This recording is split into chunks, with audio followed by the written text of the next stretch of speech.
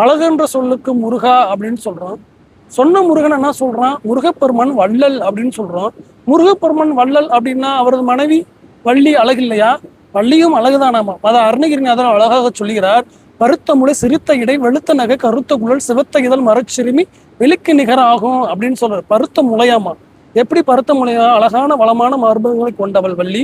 பருத்த முளை சிரித்த இடை மின்னல் போன்ற சிரித்த இடையை கொண்டவள் வள்ளி. பருத்த முளை சிரித்த இடை வெளுத்த நகை முத்து போன்ற அழகான பல்வரிசையை கொண்டவள் வள்ளி. அப்ப பருத்த முளை சிரித்த இடை வெளுத்த நகை கருத்த குழலாம். கருத்த குழல் அப்படின்னா அழகான வளமான கூந்தலை உடையவள், கருமையான கூந்தலை உடையவள்.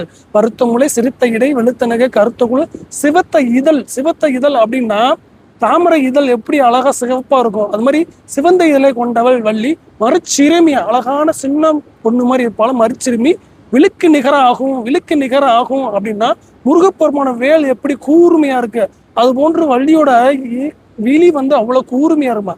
அததான் சொல்லியிருக்காரு. பருத்த முளை சிறுத்த இடை வெளுத்த நகை கருத்த குழல் சிவத்த இதழ் மரச்சிறுமி விழுக்கு நிகராகும்.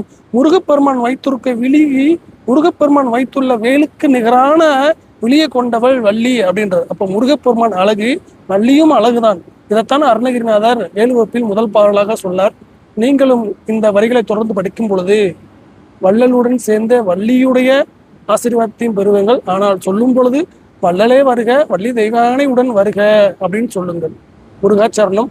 முருகா என்று கமெண்ட் செய்து இந்த பேஜை ஃபாலோ செய்து கொள்ளுங்கள். முருகா சரணம்.